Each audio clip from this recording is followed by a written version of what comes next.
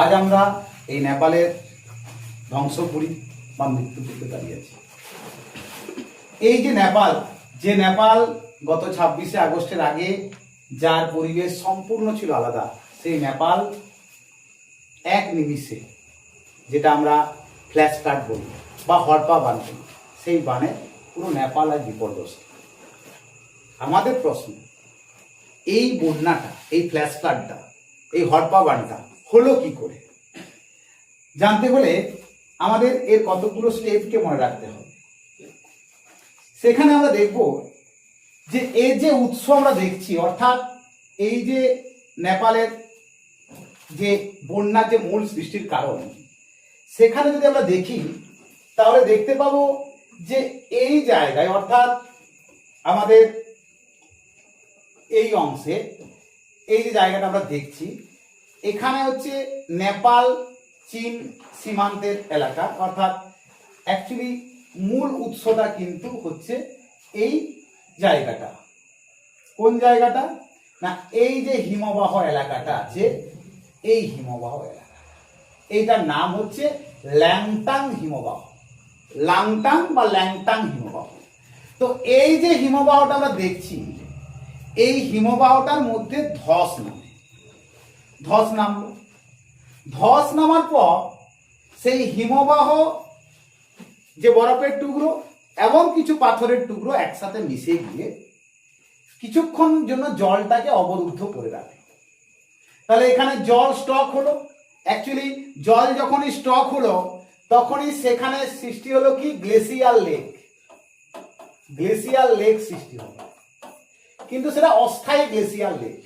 এই glacial lake কিন্তু আগের থেকে ছিল না। সেটা হওয়ার মূল কারণ একটাই, ওই বরফ যে ধস, পুরো বরফের অংশ সঙ্গে সঙ্গে গলে যায় না, তো সেই বরফের চাই এবং পাথর এগুলো সব আটকে ওই জলটাকে অবরুদ্ধ করে দিল।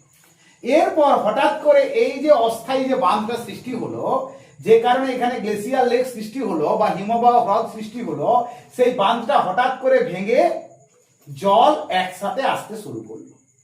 জল যখন একসাথে আসতে শুরু করলো, এই যে রাসওয়াগাধি, এই যে জায়গাটা, এটা হচ্ছে নেপাল চীন সীমান্ত। এই সীমান্ত দিয়ে প্রথম এই জলের তোড় কোথায় প্রবেশ করে? না, আমাদের নেপালে প্রবেশ করে। এই যে নেপালে প্রবেশ করলো, তারাই কিন্তু কোনো ক্ষয়ক্ষতি ঘটায়নি, কেননা এই এলাকাতে কোনো প্রকার বসতি খুব একটা নেই, একেবারে জনবিরল এলাকা। এখানেও কোনো বসতি কোনো খুব একটা নেই, কোন রকম অসুবিধা হয়নি। এই যে জলটা যখন প্রবাহ শুরু হলো, এই নদীটা হচ্ছে কি ভোটকোশি বা ভোটকোশি। আমরা জানি কোশি নদী 7টা কোশির সমাহার, সেটা হচ্ছে অরুণ কোশি, তামুর কোশি, ঠিক আছে, সান কোশি, এরকম। সেই ভোটকোশি এইখানে এই কাদা এবং জলের প্রবাহ এটা দিয়ে আসতে শুরু করলো। এটাতে যখন আসতে শুরু করলো, এরপরে যখন এই ভোটকোশির জল যখন এই ত্রিশূলে গিয়ে পড়লো, তখন এই ত্রিশূল আর ভোটকোশির জল মিলে তৈরি হলো এর নিম্নাঞ্চলে বন্যা। অর্থাৎ উপর দিকে কোনো কিছু ক্ষয়ক্ষতি ঘটায়নি, ঘটিয়েছে কোথায়? এই জায়গায় এলাকায় ক্ষয়ক্ষতি ঘটিয়েছে। তাহলে আমরা জিনিসটা বুঝতে পারলাম কিভাবে এই নেপালের হরপা বান গত 26শে আগস্ট কিভাবে নেপালে একটা সর্বনাশা ছবি সৃষ্টি করেছে। এই ছবি আমরা আজ খবরে দেখছি, বিভিন্ন জায়গায় দেখছি। তো এখান থেকে সবথেকে যেটা গুরুত্বপূর্ণ বিষয়, 2013 সালে আমরা মেঘভাঙা বৃষ্টি বা ক্লাউড ব্রাস্টের কারণে আমরা উত্তরাখণ্ডে নৈনিতাল এলাকায় যে হরপা বান দেখেছিলাম, এখানের হরপা বানটা কিন্তু সম্পূর্ণ আলাদা। এখানের হরপা বানটা হয়েছে কোনো গ্লেসিয়াল লেক নয়, এবং সেখানে আমরা চোরাবাড়ি তালের কথা বলেছিলাম, এটা গ্লেসিয়াল লেক। এখানে কিন্তু কোনো গ্লেসিয়াল লেক হয় না। এখানে যে যদি আমরা দেখি তাহলে আমরা দেখতে পাবো যে এই জায়গাটা, অর্থাৎ এই যে অংশটা দেখছি, এই যে দেখো, সেটা হচ্ছে হিমবাহের অংশ ধসে পড়ে। এই যে লাংটাং হিমবাহ, এইখানে হিমবাহ ধসে পড়ে।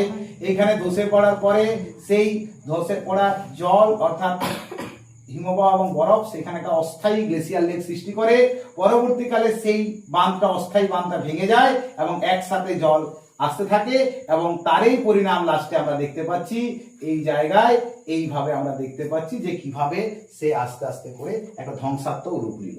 তাহলে এখান থেকে আমাদের এই যে জায়গাগুলো জানতে হবে যে কোন হিমবাহ সৃষ্টির ফলে বা কোন হিমবাহ ধসের ফলে ঘটনাটা ঘটেছে, এটা জানতে হবে।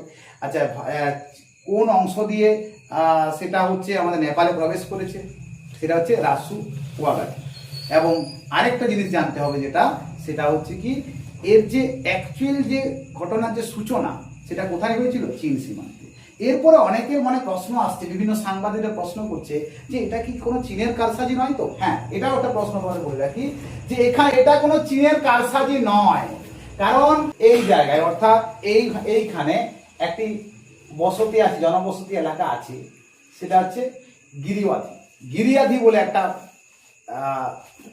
চীনের জনবসতি এলাকা আছে। সেখানে উন্নয়নের কাজ চলছে ঠিকই, কিন্তু তার ফলে কিন্তু এই হিমবাহের ঘটনা কিন্তু ঘটেনি।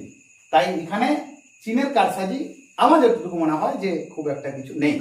তো এই হলো তোমাদের নেপালের বন্যা সংক্রান্ত বিষয়।